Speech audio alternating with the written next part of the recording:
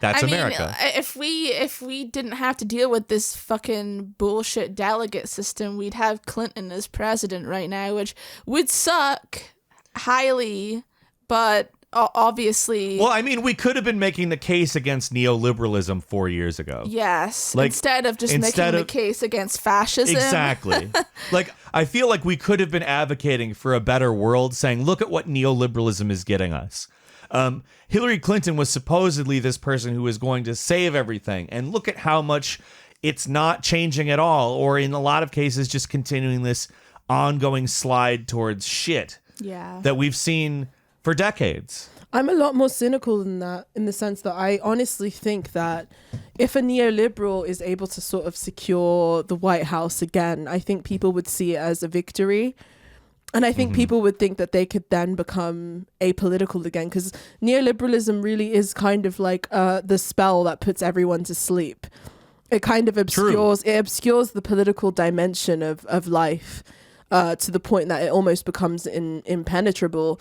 And, you know, Obama was a primary example of that. People sort of, you know, retreated back into identity quibbling and sort of complaining about catcalling and you know, all of that stuff.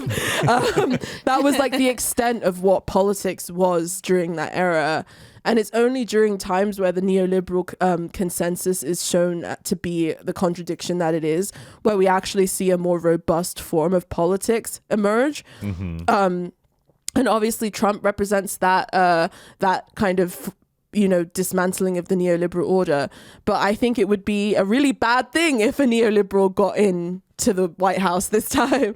I think it would be a terrible thing. Yeah, if a neoliberal got in, we'd be fucked. I think people would just be like, we can go to brunch now. Like, I honestly think that's how. And like any criticism of that neoliberal would be like, well, they're not Trump.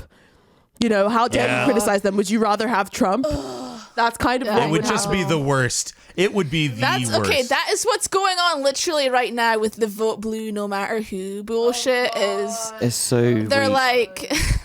they're like, oh, if you don't support Mayor Pete, if he gets the nomination, then, you know, you're what you're basically saying is that you want Trump to win. It's like, oh, for fuck's sake. That's some rad lib fucking. I'm so tired. It's bullshit. Like, we can't be having that argument. We need people committing by a block to be a block of voters. Otherwise, the vote is just this subconscious thing where people wander about their lives and have this fucking like, well, this seems to be my favorite. I guess I'll do that. No, we need to make things deliberate. People need to commit to voting for a candidate that actually matters. Exactly. Like, we can't be doing this shit where we're like, because, okay, the big thing is, like, whether or not I fucking vote for Pete Buttigieg or Donald Trump on November 8th, it doesn't fucking matter. I'm a single person.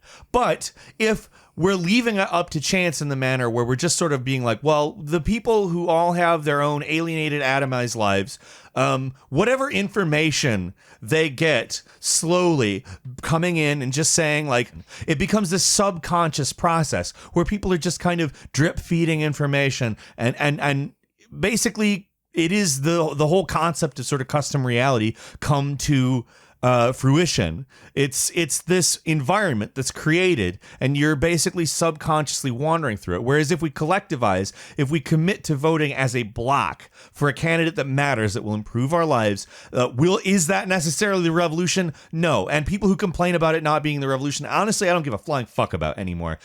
If we commit to collective power in any arena, we are doing better than if we aren't. Period. It doesn't fucking matter what arena it is, whether it's electoral politics, whether it's community organizing, whether it's direct action, whether it's boycotting, whether it's striking, doesn't fucking matter. Collective action, period. Like, it's about building a fucking mass movement. It's about that's the whole point. It's about fucking building a mass movement and organizing and committing ourselves to solidarity. It's not about the fucking electoral politics aspect of it. It would be great if we had somebody in the White House who was sympathetic to our aims, but it's the mass movement that Bernie Sanders is building that matters. He calls himself organizer in chief.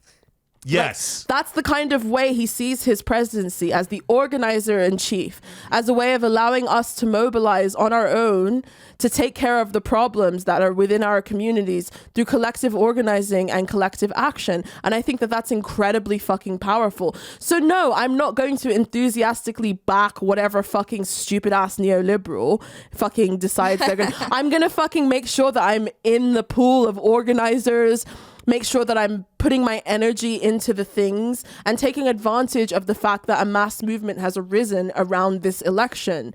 That's what's important. There's this sort of defeatist attitude that's going on around now of, oh, well, if Bernie doesn't win, at least the neoliberal won't be Trump. And I think that that's like antithetical to like leftist praxis and policy.